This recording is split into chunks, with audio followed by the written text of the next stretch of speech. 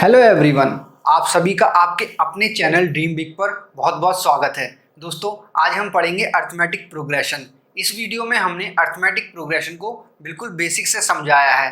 तो दोस्तों, अगर आपको पहले का कुछ भी नहीं आता है तो आपको घबराना नहीं है, क्योंकि इस वीडियो में हमने अर्थमेटिक प्रोग्रेशन को बिल्कुल बेसिक से बताया है। तो आपको ये चैप्टर पूरा समझ में आएगा। बस आपको इस वीडियो को पूरा देखना है और जो भी कंसेप्ट्स एंड फॉर्मूला इस वीडियो में बताया हुआ है उन्हें नोट डाउन करना है। और आपके लिए जो क्वेश्चंस हैं एक्सरसाइज के, वो हमने सेपरेट वीडियोस में सॉल्व कर रखे हैं, तो उन्हें भी आप जाके देख सकते हैं। तो चलिए स्टार्ट करते हैं अर्थमेटिक प्रोग्रेशन बिल्कुल बेसिक से।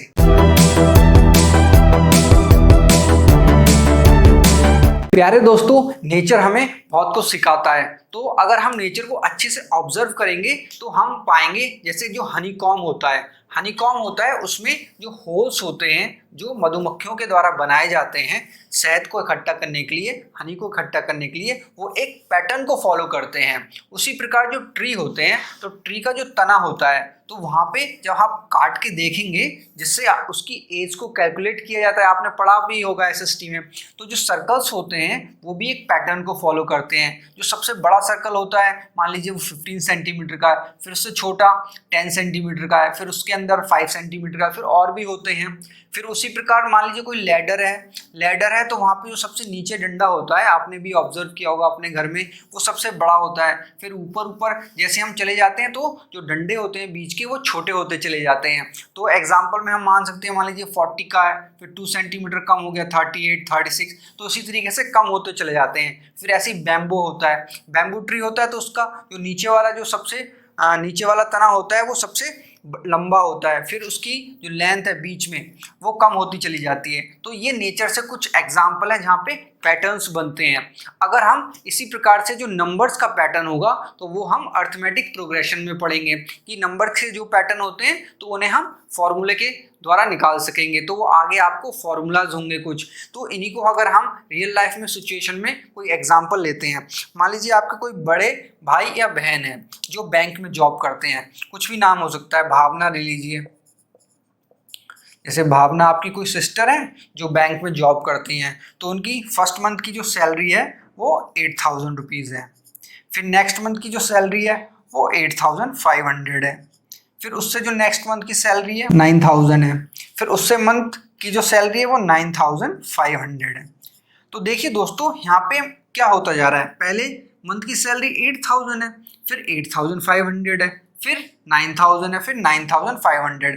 तो यहाँ पे आप ऑब्जर्व करेंगे कि जो आपकी सिस्टर हैं उनकी जो सैलरी है वो 500 इंक्रीज करते जा रही है हर महीने। यहाँ पे आप ऑब्जर्व करें तो एक पैटर्न बन रहा है यहाँ पे कि भाई जो हमारी फर्स्ट टर्म थी वो 8000 थी, फिर नेक्स्ट टर्म जो आ रही है वो 8500 थी। मतलब कितने का डिफरेंस हो रहा है, 500 का डिफरेंस हो रहा है। यहाँ पे देखिए, यहाँ पे 8500 है, फिर यहाँ पे 9000 है। अरे यहाँ पे भी डिफरेंस कितना है, 500 का है। चलो यहाँ देखते हैं, यहाँ पे 9000 है, यहाँ पे 9500 है, यहाँ पे भी डिफरेंस 500 का है। तो दोस्तों यहाँ पे एक पैटर्न फॉलो हो रहा है। अब यहाँ पे नेक्स्ट क्या टर्म है वो आप बता सकते हैं, क्या आएगी बताइए, 10000 आएगी, क्योंकि आप इस पैटर्न को ऑब्जर्व कर गए कि भाई इस पैटर्न में हर टर्म इंक्रीज हो रही है बाय 500। तो आप बता सकते हैं कि नेक्स्ट टर्म 10000 है। तो दोस्तों इसी प्रकार के कुछ एग्जाम्पल हम और लेंगे। प्यारे दोस्तों, ये कुछ लिस्ट ऑफ नंबर्स हैं। यहाँ पे आपको नंबर्स की लिस्ट दी हुई है। जैसे जो पहली लिस्ट है इसमें 1 2 3 4 5 6, फिर आगे चलता चला जा रहा है। और दूसरी लिस्ट है 10 15 20 25 30, फिर बीच में कुछ नंबर्स हैं, फिर 100 पे आके ये खत्म हो गई है।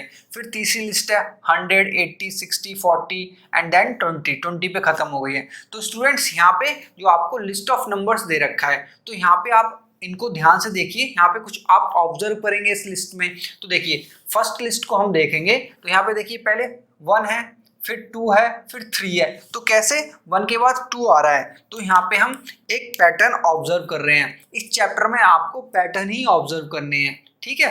तो पैटर्न को आप ऑब्जर्व करिए। तो देखिए यहाँ पे 1 है, यहाँ 2 है, तो 2 कैसे आया, ये वाला जो 1 था उसमें एक 1 और ऐड कर दिया तो ये 2 हो गया। फिर भाई 3 कैसे आया, तो 3 ऐसे आया, ये 2 है और इसमें अगर हमने 1 जोड़ दिया तो 3 आ गया। फिर 4 कैसे आया, 4 आया 3 और उसमें 1 ऐड कर दिया। तो आप देखेंगे कि जो प्रीसीडिंग टर्म है, देखिए जो आपका अर्थमेटिक प्रोग्रेशन का जो पूरा चैप्टर है, तो यहाँ पे list of the numbers they रखे हैं, तो पूरी लिस्ट में जो नंबर होगा, जैसे यहाँ पे 5 एक नंबर है, तो इसको हम नंबर नहीं कहेंगे, इस पूरी सीरीज, नंबर ऑफ सीरीज है, ये सीरीज ऑफ नंबर है, तो इस सीरीज में हम इसको टर्म कहेंगे। क्या कहेंगे? टर्म। ठीक है स्टूडेंट्स। उसी प्रकार यहाँ पे देखिए ये 100 है, ये 110 है, ये 120 है, तो ये हमारी एक टर्म हो गई, ये भी हमारी एक टर्म हो गई। तो आप याद रखेंगे जो आपकी एक सीरीज होगी उसमें कोई भी नंबर होगा उसको हम क्या कहेंगे? टर्म कहेंगे। देखिए स्टूडेंट, अभी हम इस सीरीज की बात कर रहे थे, तो यहाँ पे हम क्या कर रहे हैं? 1 ऐड करते जा रहे हैं प्रीसीडिंग टर्म में। तो ये देखिए ये हमारी फर्स्ट टर्म हो गई, ये सेकेंड टर्म हो गई, ये थर्ड टर्म हो गई, ये फोर्थ टर्म हो गई। तो जो 2 है और ये 1 है, तो 1 2 के लिए प्रीसीडिंग हो जाएगा। प्रीसीडिंग मतलब पहले वाला, तो 2 क्या है? बाद में है, और 2 से पहले कौन है? 1 है, तो 1 is the preceding term for 2। तो यहाँ पे जो प्रीसीडिंग टर्म है दैट इज 1, उसमें आप 1 ऐड कर रहे हैं तो आपको 2 मिल रहा है। उसी प्रकार ये 5 है, 5 की प्रीसीडिंग टर्म क्या है? 4, तो 4 में अगर आप 1 ऐड कर रहे हैं तो आपको 5 मिल रहा है। तो वही कहा जा रहा है यहाँ पे कि जो प्रीसीडिंग टर्म है उसमें आप कुछ ऐड कर रहे हैं तो आपको नेक्स्ट सक्सीडिंग टर्म मिल रही है। सेकंड सीरीज देखते हैं तो आप और अच्छे समझेंगे। देखिए यहाँ पे 10 है, यहाँ 15 है, यहाँ 20 है, फिर यहाँ पे 25 हो गया। तो यहाँ पे जो प्रीसीडिंग टर्म है ऑफ 15 उसमें क्या ऐड किया गया है? देखिए 10 + 5 तो हमारा 15 बन गया। यहाँ पे क्या लिखेंगे हम? 15 + 5। यहाँ पे क्या लिखेंगे? 20 + 5। तो आप ऑब्जर्व करेंगे कि 5 हर किसी में ऐड किया जा रहा है, जो भी प्रीसीडिंग टर्म है उसमें 5 ऐड किया जा रहा है। यहाँ पे भी अगर हम 25 में 5 ऐड करते हैं तो 30 आ जाएगा। इस तरीके से हम कहाँ पहुँचेंगे? 100 तक पहुँचेंगे। फिर ये 100 वाली, ये वाली जो आपकी सीरीज है, इस सीरीज में देखिए 100 है, 80 है, देन 60 है, 40 है, 20 है। मतलब यहाँ पे जो आपके नंबर्स हैं, जो टर्म्स हैं, वो डिक्रीज करते जा रहे हैं। पहले 100 थे तो 100 में से 20 को क्या कर दिया? माइनस कर दिया है, तो 80 आ गया। फिर 80 में 20 को माइनस कर दिया तो 60 आ गया। तो इस तरीके से ये टर्म बनी हुई है, ये सीरीज है, ये कुछ पैटर्न को फॉलो कर रही हैं। तो स्टूडेंट्स अगर हम यहाँ से ऑब्जर्व करेंगे कि भाई एक जो नंबर है, कुछ नंबर ऐड किया जा रहा है, माइनस किया जा रहा है। एक टर्म और देखिए, अगर ये 7 7 7 7 इन टर्म्स की एक सीरीज बन जाती है, तो यहाँ पे अगर 7 में हम 0 ऐड करेंगे तो 7 आएगा। मतलब ऐड कुछ नहीं हो रहा है, 0 हो रहा है, तो 0 की तो कोई वैल्यू होती नहीं है। अगर हम उसको ऐड या सब्ट्रैक्ट करते हैं, मल्टीप्लाई और डिवाइड में होती है, लेकिन एडिशन और सब्ट्रैक्शन में नहीं होती। तो अगर हम इस 7 में 0 ऐड करें तो फिर से 7 आएगा। तो ये भी एक पैटर्न बन जाता है, इसको भी हम पैटर्न ही मानेंगे। तो स्टूडेंट्स यहाँ पे हम ऑब्जर्व करेंगे कि भाई ऐसा कोई नंबर होता है जो प्रीसीडिंग नंबर में ऐड कर दिया जाए तो सक्सीडिंग टर्म आ जाती है ना। अगर प्रीसीडिंग टर्म में वो नंबर ऐड या सब्ट्रैक्ट कर दिया जाए तो हमारी सक्सीडिंग मतलब आगे वाली टर्म आ जाती है। तो उस नंबर को हम क्या कहते हैं अर्थमेटिक प्रोग्रेशन में? उसको कहते हैं हम कॉमन डिफरेंस। इस फंडे को आप समझ गए तो मतलब पूरा चैप्टर आप समझ गए। कॉमन डिफरेंस, कॉमन डिफरेंस, इसको हम रिप्रेजेंट करते हैं स्मॉल d से। तो दोस्तों ये हो गया हमारा कॉमन डिफरेंस, आपको ये निकालना आना चाहिए। फिर उसके बाद एक होता है फर्स्ट टर्म, मतलब जो हमारी पहली टर्म होती है। जैसे ये एक सीरीज दे रखी है तो यहाँ पे 1 क्या है? फर्स्ट टर्म है। फिर इस वाली सीरीज में क्या है? 100 है। फिर इस वाली में -3 है। तो ये होती है हमारी उस सीरीज में first term.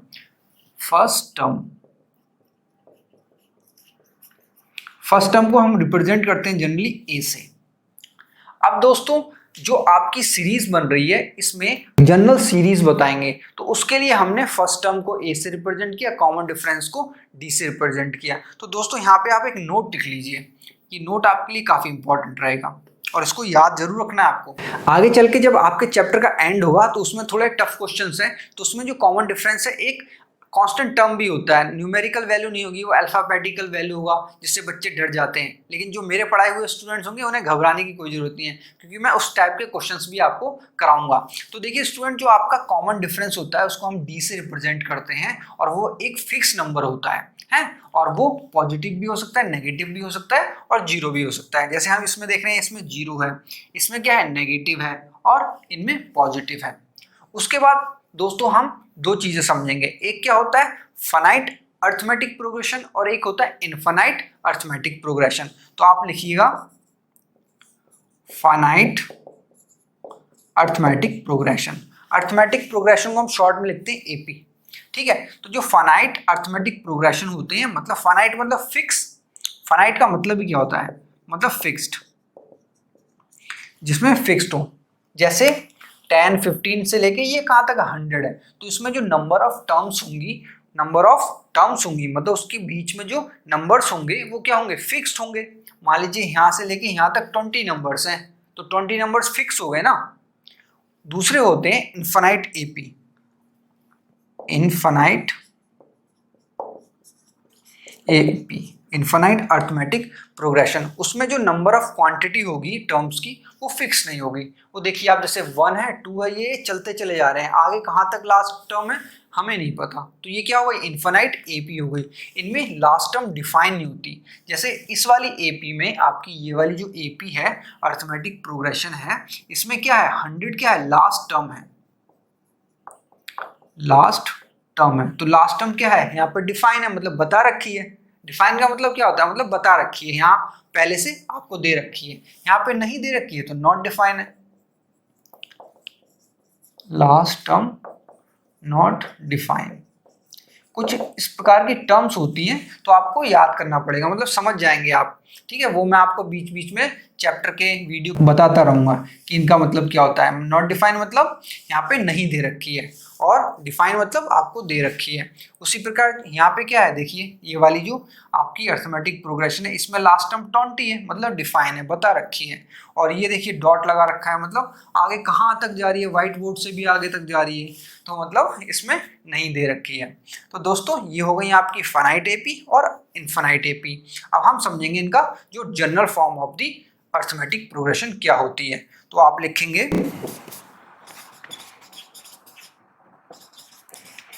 General form of arithmetic progression. Arithmetic जो प्रोग्रेशन होती है उसकी जनरल फॉर्म क्या होती है, जैसे मैंने आपको बताया ना, फर्स्ट टर्म को हम ए से रिप्रेजेंट करते हैं, फिर कॉमन डिफरेंस को डी से रिप्रेजेंट करते हैं। अगर आपको फर्स्ट टर्म और कॉमन डिफरेंस पता है तो आप कोई भी एपी लिख सकते हैं। फॉर एग्जांपल जो आपको मैंने बता रखा है, यहाँ पे हमारा क्या हो जाएगा, फर्स्ट टर्म क्या हो गई, 10 हो गई, और कॉमन डिफरेंस क्या हो गया, 5। उसको कैसे निकालते हैं, पहले कॉमन डिफरेंस को निकालना सीखेंगे हम। तो देखिए अगर आपको यहाँ पे डी निकालना है, ठीक है, यहाँ पे डी निकालना है, कॉमन डिफरेंस क्या होता है, जो आपकी बाद वाली टर्म है उसमें से अगर आप इसको माइनस करेंगे तो आपका कॉमन डिफरेंस आ जाएगा। जैसे 15 माइनस 10 करेंगे तो कॉमन डिफरेंस, या फिर यहाँ चेक कर लीजिए, यहाँ से आप इसमें से माइनस करेंगे तो भी आ जाएगा, दैट इज 20 माइनस 15, तब भी आपका 5 आएगा। इन लास्ट की 2 टर्म से करेंगे, जैसे 30 में से 25 माइनस करेंगे तब भी आपका 5 आएगा। तो इस प्रकार से कॉमन डिफरेंस निकाला जाता है, मतलब बाद वाली टर्म में से पहली वाली टर्म माइनस की जाती है, तब आपका कॉमन डिफरेंस निकल के आता है। ये जरूर आप याद रखिएगा, बाद वाली में से पहली टर्म माइनस की जाती है तो कॉमन डिफरेंस आता है। तो मैं कह रहा था स्टूडेंट्स कि अगर आपको फर्स्ट टर्म पता है और कॉमन डिफरेंस पता है तो आप पूरी एपी लिख सकते हैं, आपको पूरी एपी बना सकते हैं आप उसकी। अब दोस्तों हम समझेंगे जनरल फॉर्म ऑफ एपी, इसको भी हम एग्जांपल के थ्रू समझेंगे। तो देखिए ये वाला एग्जांपल हम ले लेते हैं, 10, 15, 20, 25, ये वाला एग्जांपल हम लेंगे। तो 10 है हमारे पास, फिर 15 है, देन 20, 25, देन 30, ये वाला आगे तक चलती जा रही है। तो देखिए यहाँ पे हम कैसे लिख सकते हैं, 10 को 10 ही लिखेंगे, 15 को कैसे लिख सकते हैं, 10 प्लस 5, 20 को 10 प्लस 2 इंटू 5, फिर 25 को हम कैसे लिखेंगे, 25 को हम लिखेंगे 10 प्लस 3 इंटू 5, 10 प्लस ये 15 हो जाएगा, तो 15 प्लस 10 25, ठीक है। फिर 30 को हम कैसे लिखेंगे, 30 को लिखेंगे 10 प्लस 4 इंटू 5, 4 5 20 प्लस 10 30। तो इस तरीके से हम लिख पा रहे हैं। तो हम क्या कर रहे हैं, यहाँ पे अगर हमारी जो 10 है वो फर्स्ट टर्म है, दिस इज ए है, तो ये क्या हो गया, ए प्लस डी, 5 क्या है हमारा कॉमन डिफरेंस है। उसी प्रकार ये क्या हो गया, ए प्लस 2 इंटू डी, ये हो गया हमारा ए प्लस 3 इंटू डी। तो ये हमारी जनरल फॉर्म बन रही है ऑफ अरिथमेटिक प्रोग्रेशन। तो उसको हम लिखेंगे ये इसकी a comma a plus D, a plus 2d, a plus 3d and so on. तो स्टूडेंट्स ये जनरल फॉर्म होती है अर्थमेटिक प्रोग्रेशन की। तो इसके जरिए आप कोई भी टर्म निकाल सकते हैं। a क्या है, हमारी फर्स्ट टर्म है, तो इसको हम कहेंगे a1। a प्लस डी हमारी सेकेंड टर्म है, तो इस पूरे को हम क्या कहेंगे, a2। उसी प्रकार a प्लस 2d हमारी क्या है, थर्ड टर्म है, तो इसको हम करेंगे a3। ये वेरिएबल है जिसके लिए हम यूज कर सकते हैं। फिर a प्लस 3d को पूरे को हम क्या कहेंगे, a4। तो ये हमारी a4 हो गई। उसी प्रकार जो आगे होंगी उनको a5 a6 कहेंगे। तो इस तरीके से हम लिखेंगे। फिर आगे चल के हमको n टर्म भी मिलेगी, मतलब an मिलेगी, an मिलेगी। ठीक है स्टूडेंट, तो यहाँ पे आप एक पैटर्न यूज कर रहे होंगे कि अगर हमारा a2 आ रहा है तो उसके साथ एक कम d आ रहा है। जैसे यहाँ पे हमारा जो a1 है तो d बिल्कुल नहीं है, 0d है, और 2 आया तो 1d आ गया, यहाँ पे 3 आया तो 2d आ गया, यहाँ 4 आया तो 3d आ गया। तो इस प्रकार से आप एक जनरल फॉर्मूला बना सकते हैं कि अगर भाई हमारा यहाँ पे an आता है, यहाँ पे an आता है, तो क्या बनेगा, a प्लस इससे एक कम बनता है यहाँ पे, तो यहाँ n है तो उससे एक कम क्या हो जाएगा, n-1 इंटू डी। ठीक है, तो इसको आप समझ पाए। देखिए एक बार और देखेंगे इसको।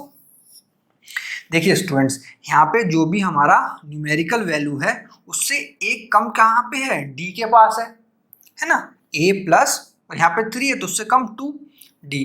तो उसी प्रकार से अगर हमारा an है, मतलब nth टर्म है, an का मतलब क्या होता है, nth टर्म, तो अगर हमारी nth टर्म निकालनी है तो क्या हो जाएगा, a प्लस इससे एक कम n-1 2d।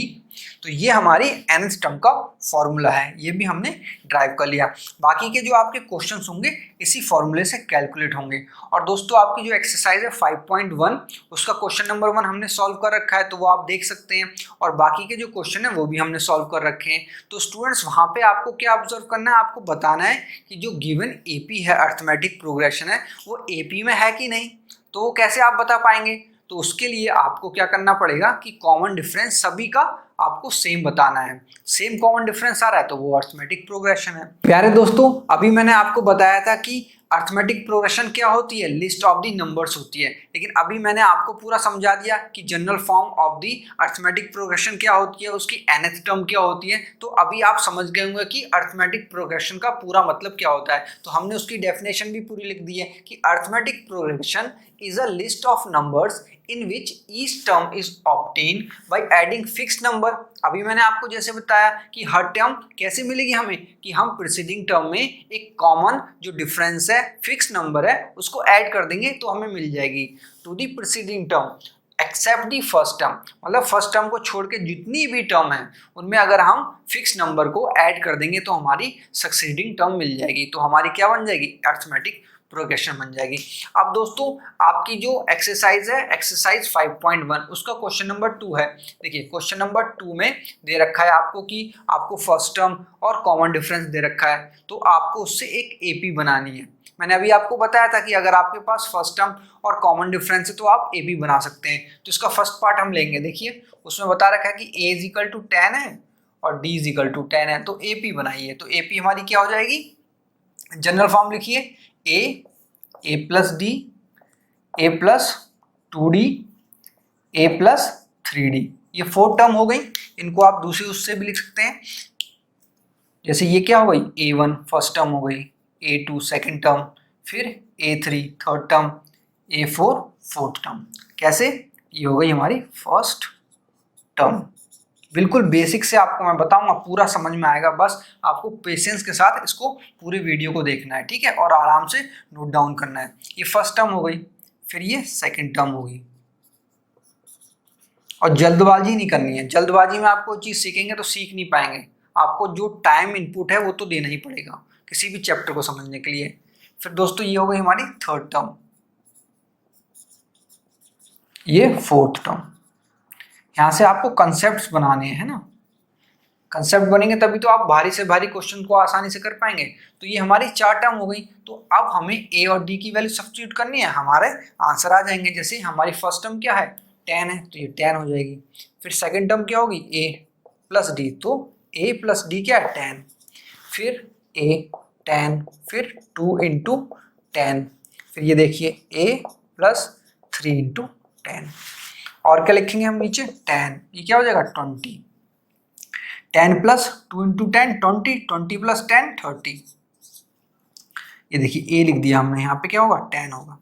फिर 3 इंटू 10 30 प्लस 10 40।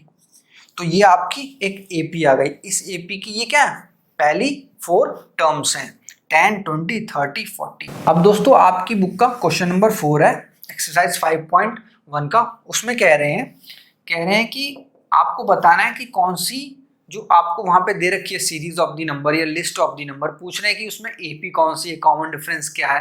तो आपको कैसे चेक करेंगे कि भाई वो गिवन जो सीरीज है वो एपी है कि नहीं है। तो दोस्तों उसके लिए आपको क्या करना पड़ेगा, कॉमन डिफरेंस सेम करना पड़ेगा। जैसे वहां दे रखा है एक क्वेश्चन 3 प्लस √2 3 प्लस 2√2 3 प्लस 3√2, ये आपको 4 टर्म्स दे रखी हैं। ये क्या है, ये A1 है, ये A2 है, ये A3 है, ये A4 है, और ये A है, ये A प्लस D है, ये A प्लस 2D है, ये A प्लस 3D है। तो हमें बताना है कि जो गिवन सीरीज है ये AP में है या नहीं है। तो हम कैसे निकालेंगे, तो हम यहाँ पे कॉमन डिफरेंस निकालेंगे। तो फर्स्ट 2 टर्म से हम कॉमन डिफरेंस निकालेंगे, दैट इज D1 निकालेंगे। तो वो क्या होगा A2 माइनस A1। अब देखिए A2 क्या है हमारी, A2 है हमारी 3 प्लस √2, और A1 क्या है 3 है, दैट इज -3। क्या बचेगा यहाँ पे, सिर्फ √2 बचेगा। ये देखिए ये वाला 3 ये वाला 3 एक दूसरे को कैंसिल कर देंगे तो सिर्फ √2 बचेगा। अब हम एक D और निकाल के देखते हैं, D2। भाई D2 निकालेंगे तो इन दोनों से निकलेगा, that is A3 minus A2। ये देखिए यहाँ 2 है तो यहाँ पे भी 2 होना चाहिए, यहाँ 1 है तो यहाँ पे भी 1 होना चाहिए, है ना। इससे आपको घबराना नहीं है, ठीक है। तो D2 निकालेंगे, D2 निकालेंगे मतलब इन 2 टर्म से निकालेंगे। तो that is 3 plus 2√2 minus of 3 plus √2, ठीक है। इसको माइनस करेंगे तो ब्रैकेट ले लेंगे, कर दीजिए। तो ये क्या हो जाएगा 3 प्लस 2√2, ब्रैकेट ओपन करेंगे तो -3 माइनस √2। अब देखिए स्टूडेंट, इस 3 से ये कैंसिल हो गया। अब ये क्या है 2√2 है और ये -2√2 है, 2√2 में से -√2 जाएगा तो सिर्फ √2 बचेगा। तो यहाँ पे हमारा √2 आ रहा है, तो यहाँ पे भी √2 है, यहाँ पे भी √2 है, मतलब D1 = D2 है। और एक D निकाल के देखते हैं, that is D3 = A4 minus A3। A4 क्या दे रखा है D प्लस 3√2, माइनस करेंगे 3 प्लस 2√2 को, दैट इज A3 है वो। तो क्या आएगा 3 प्लस 3√2 माइनस 3 माइनस 2√2। ये वाला 3 से कैंसिल हो जाएगा, इसमें से क्या बचेगा √2। तो यहाँ पे आपने देखा D1 D2 D3 तीनों √2 आ रहे हैं। तो ये क्या है हमारी एक AP है। तो आप लिख सकते हैं गिवन एक्सप्रेशन या given progression is an AP। प्यारे दोस्तों हम सॉल्व कर लेते हैं nth टर्म का जो फॉर्मूला आपको मैंने बताया था, उस पर बेस्ड एक क्वेश्चन करते हैं। आपकी जो एक्सरसाइज 5.2 है उसका ये क्वेश्चन नंबर 5 का फर्स्ट पार्ट है। तो यहाँ पे दोस्तों आपको कुछ एक AP की टर्म्स दे रखी हैं। तो इन AP की टर्म्स से आपको बताना है कि इस AP में टोटल नंबर ऑफ टर्म्स कितनी है। तो देखिए दोस्तों, पहले आप देखिए ये फाइनाइट AP है, ये इनफिनाइट AP है। तो आपको मैंने कैसे बताया कि कैसे पहचानेंगे, अगर उसमें लास्ट टर्म डिफाइन हो तो क्या होगी ये फाइनाइट AP। अगर पूरी लास्ट टर्म डिफाइन हो, बहुत दूर तक जा रही हो, तो इनफिनाइट हो जाएगी। तो यहाँ पर डिफाइन है तो ये क्या हो जाएगी फाइनाइट AP हो जाएगी। जब फाइनाइट AP होगी तो उसमें टोटल नंबर ऑफ टर्म्स हम बता सकते हैं। तो यहाँ पे हमें वही कैलकुलेट करना है। तो देखिए दोस्तों, यहाँ पे हम सबसे पहले पहचानेंगे कि हमारी फर्स्ट टर्म क्या है, दैट इज A क्या है। तो A देखिए दोस्तों 7 है। फिर निकालेंगे हम common difference, common difference that is D, वो क्या है हमारा 13 माइनस 7, दैट इज क्या आएगा 6 आएगा। और कैसे लिख सकते हैं 19 माइनस 13, तब भी हमारा 6 आएगा। मतलब जो बाद वाली टर्म है उससे पहले वाली जो जस्ट टर्म है उसको माइनस करना है। अगर यहाँ पे कोई टर्म होती तो 205 में से हम उसको माइनस करते, तब भी हमारा 6 ही आता। तो हमारा A आ गया और D आ गया। अब हमें बताना है कि इसमें टोटल नंबर ऑफ टर्म्स कितनी है। यहाँ पे एक चीज और दे रखी है इन्होंने, लास्ट टर्म। तो लास्ट टर्म को हम रिप्रेजेंट करते हैं L से या फिर AN से, दैट इज ये है 205। अब देखिए दोस्तों, हमारा जो ये फॉर्मूला है जो मैंने आपको अभी भी बताया, that is AN is equal to A plus N minus 1 into D. दोस्तों जब भी आप कोई क्वेश्चन सॉल्व करें इस टाइप का, तो आपको ये फॉर्मूला जरूर लिखना है, क्योंकि फॉर्मूला लिखने के बोर्ड एग्जाम में हाफ मार्क्स होते हैं। ठीक है स्टूडेंट, तो आपको फॉर्मूला जरूर लिखना है। अब देखिए दोस्तों, अकॉर्डिंग टू द क्वेश्चन आपकी लास्ट टर्म क्या है 205, तो उसकी वैल्यू यहाँ पे सब्स्टिट्यूट कर दीजिए 205। फर्स्ट टर्म क्या है आपकी 7 है, उसकी वैल्यू भी सब्स्टिट्यूट कर दीजिए। एन की वैल्यू तो आपको कैलकुलेट करनी है, तो वो वही वैसा ही रहेगा n माइनस 1। डी क्या है आपका 6 है। अब देखिए दोस्तों, ये 205 है, यहाँ पे 7 है, तो ये प्लस का 7 इस तरफ आएगा तो माइनस का हो जाएगा। 205 minus 7 is equal to n minus 1 into 6। 205 में से 7 जाएगा तो हमारे पास बचेगा 198 is equal to n minus 1 into 6। और क्या लिख सकते हैं हम, यहाँ पे 6 क्या है n माइनस 1 से मल्टीप्लाई में, तो इस तरफ आएगा तो डिवाइड हो जाएगा, दैट इज 198 बाई 6। इधर क्या रह गया n माइनस 1 रह गया। अब दोस्तों n माइनस 1 है, उसमें हमें n की वैल्यू निकालनी है, तो इसको हम इस तरीके से भी लिख सकते हैं, और n minus 1 is equal to 198 by 6। क्योंकि जनरली हम जो वेरिएबल होता है, जैसे n यहाँ पे वेरिएबल है, तो हम उसको लेफ्ट साइड में लेते हैं और उसकी वैल्यू राइट साइड में लेते हैं, इसलिए हमने इस तरीके से लिखा। बात एक ही है, सेम है बिल्कुल। अब इसको हम डिवाइड करेंगे 6 से, 6 1 जा 6 और 6 3 जा होता है 18, तो ये 3 टाइम्स गया, 1 कैरी गया तो यहाँ पे भी 3 आएगा, ये 1 टाइम्स। तो यहाँ पे हमारी वैल्यू आती है n minus 1 is equal to 33, और n is equal to 33 plus 1। ये माइनस का 1 इस तरफ जाके प्लस का हो जाएगा, तो n इज इक्वल टू आएगा हमारा 34। अब देखिए दोस्तों, यहाँ से ये AP स्टार्ट हुई है 7 से और ख़त्म हो रही है 205 पे। अब बीच में बहुत सारी टर्म है, बहुत लेबर वाला वर्क है। अगर मैं इसमें से माइनस करूं या ऐड करूं, या 19 में प्लस 6 करूं, फिर जो नंबर आएगा 25, फिर प्लस 6 करूं, फिर जो नंबर आएगा 31, उसमें प्लस 6 करूं, तो मुझे काफ़ी टाइम लग जाएगा। लेकिन अगर मुझे ये फॉर्मूला आता है, ये nth टर्म वाला, nth टर्म फॉर्मूला, अगर मेरे को ये आता है तो मैं डायरेक्ट उसको बता सकता हूँ कि भाई तुम दोनों के बीच में टोटल नंबर ऑफ टर्म्स कितनी है ना। पहले मैं लिखूंगा, फिर उन्हें काउंट करूंगा, तो कितना टाइम लग जाएगा। इतना टाइम थोड़ा है हमारे पास, हमको खेलना भी है, एंजॉय भी करना है, पार्टीज भी करनी है ना। टर्म ही थोड़ा गिनता रहूंगा मैं। तो इसलिए ये फॉर्मूले का इजाद हुआ। इस फॉर्मूले की हेल्प से हम टोटल नंबर ऑफ टर्म्स बता सकते हैं कि भाई 7 से स्टार्ट हुई है, 205 तक पहुंची है, तो तुम्हें मिला के टोटल नंबर ऑफ टर्म्स कितनी होंगी, है ना। तो ये बहुत ही आसान क्वेश्चन था, इस टाइप के क्वेश्चंस आ जाते हैं। ठीक है, और भी जो क्वेश्चंस हैं वो भी मैंने सॉल्व कर रखे हैं। पर्टिकुलर क्वेश्चन आप टाइप करेंगे, सर्च करेंगे, या प्लेलिस्ट में जाके उन्हें देख सकेंगे और आराम से आपको मिल जाएंगे, उन्हें देख सकते हैं कंसेप्ट कैसे सॉल्व किया है मैंने। ठीक है स्टूडेंट, प्यारे दोस्तों, अब हम समझेंगे नेक्स्ट टॉपिक। जो नेक्स्ट टॉपिक है वो है हमारा sum of the first n terms of the AP।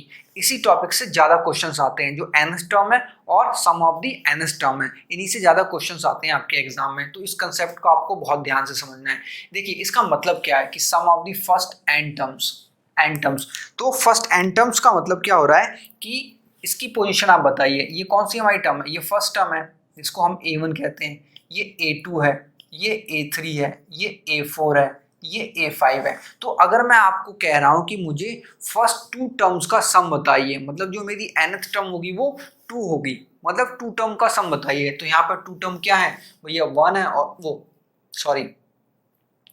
2 और 4 है। तो 2 और 4 का सम क्या हो जाएगा, 2 + 4 दैट इज 6। अगर मैं कहूं आपको मुझे 4th टर्म का सम बताइए, मतलब 4th टर्म्स का, फर्स्ट 4th टर्म का, तो फर्स्ट 4th टर्म्स का सम क्या हो जाएगा भैया, बताइए क्या हो जाएगा। 2 + 4 + 6 + 8 दैट इज 6 + 6 क्या हो गया 12, 12 + 8 दैट इज 20। तो 20 हो गया। मतलब अब जो टर्म्स हैं, जो यहाँ पे हमारे नंबर्स हैं, उनका हमें सम बताना है। इसी प्रकार से अगर मैं कहूँ आपसे कि फर्स्ट 10 टर्म्स जो आपकी गिवन एपी है, तो उस एपी में जो आपकी पहली 10 टर्म्स हैं उनका सम बताइए। तो ये काम आपके लिए बहुत ज़्यादा मेहनत वाला हो जाएगा कि आप 10 टर्म लिखें फिर उनका सम करें, तो काफ़ी आपको टाइम लग जाएगा इस प्रकार करने में। तो इसके लिए एक फॉर्मूला बनाया गया है, वो फॉर्मूला कहता है सम ऑफ दी एन टर्म्स कहा जाता है। उसको रिप्रेजेंट करते हैं एस से। ये फॉर्मूला है n/2 into 2a plus n-1 into D, फिर होल ब्रैकेट। तो ये फॉर्मूला होता है जो फर्स्ट n टर्म्स का सम बताता है। ये फॉर्मूला आपके लिए बहुत इंपॉर्टेंट है। फिर इसी जो फॉर्मूला है, इस फॉर्मूले के बाद अगर आपको लास्ट टर्म दे रखी है, मतलब जो एग्जामिनर है या क्वेश्चन है उसमें आपको लास्ट टर्म प्रोवाइड कर रखी है उन्होंने, तो उसको हम किस तरीके से निकालेंगे। जैसे मैंने आपको बताया, लास्ट टर्म को हम रिप्रेजेंट करते हैं एल से। तो यहाँ से शुरू हुई है हमारी ए है, फिर a प्लस डी है और लास्ट टर्म हमें l दे रखी है। तो उस तरीके में फॉर्मूला हमारा मॉडिफाई हो जाता है a प्लस l में। यहाँ पे हमें d की रिक्वायरमेंट नहीं होती। अगर आपको n/2 मतलब n की वैल्यू पता है, a की वैल्यू पता है और लास्ट टर्म पता है, तो आप उन टर्म्स का सम निकाल सकते हैं, उस पूरी एपी का सम निकाल सकते हैं। तो स्टूडेंट्स, ये दो फॉर्मूले आपके लिए बहुत इंपॉर्टेंट रहेंगे। अभी दोस्तों हम इसका एक एग्जांपल करेंगे। मान लीजिए यही एग्जांपल है और मुझे फर्स्ट 10 टर्म्स का सम चाहिए। तो देखिए, फर्स्ट 10 टर्म का सम मैं कैसे निकालूंगा। तो यहाँ पे फर्स्ट 10 टर्म है तो n हो जाएगा मेरा 10। a क्या है, a 2 है और कॉमन डिफरेंस क्या है, कॉमन डिफरेंस हमारा है 4 - 2 दैट इज 2। और दूसरे भी अगर कॉमन डिफरेंस ना लेना चाहें तो हम लास्ट टर्म से भी ले सकते हैं। Last term that is l हमारे पास 100 है। तो हम सम निकालेंगे पहले इस फॉर्मूले की हेल्प से। तो s = n/2 into 2a plus n-1 into D. तो n की वैल्यू क्या रखेंगे, n की वैल्यू हम 10 रखेंगे। तो 10/2 इंटू 2a, a क्या है 2 है, then plus n-1 into D. तो n क्या है हमारा 10 है, तो 10-1 इंटू डी, डी भी 2 है हमारा। तो यहाँ पे ब्रैकेट क्लोज हो जाएगा। अब देखिए स्टूडेंट, ये 2 से कट हो गया, यहाँ पे बचा 5। ये 5 है, ये 4 हो गया, 10-1 दैट इज 9, 9 इंटू 2। ये देखिए 4 + 9 2 = 18, 5 4 + 18 22, 5 2 = 10 कैरी 1, 5 2 = 10 and 1 11। तो फर्स्ट 10 टर्म्स का सम होगा S10, जो S10 होगा वो 110 होगा। प्यारे दोस्तों, ये था आपके इस चैप्टर का पूरे फुल कंसेप्ट, जिसमें मैंने आपको डिफरेंट टाइप के जो फॉर्मूले यूज्ड हुए हैं उनको पूरा बता रखा है। अगर ये वीडियो आपके लिए हेल्पफुल रहा हो तो इस वीडियो को लाइक जरूर करिएगा और इस चैनल पे अगर आप नए हैं तो चैनल को सब्सक्राइब कर लीजिएगा, क्योंकि 10th क्लासेस और बोर्ड से रिलेटेड वीडियोस आपके लिए आते रहेंगे। तो इसलिए आप इस चैनल को जरूर सब्सक्राइब करिएगा। मिलते हैं नेक्स्ट वीडियो में, तब तक के लिए जय हिंद, जय भारत।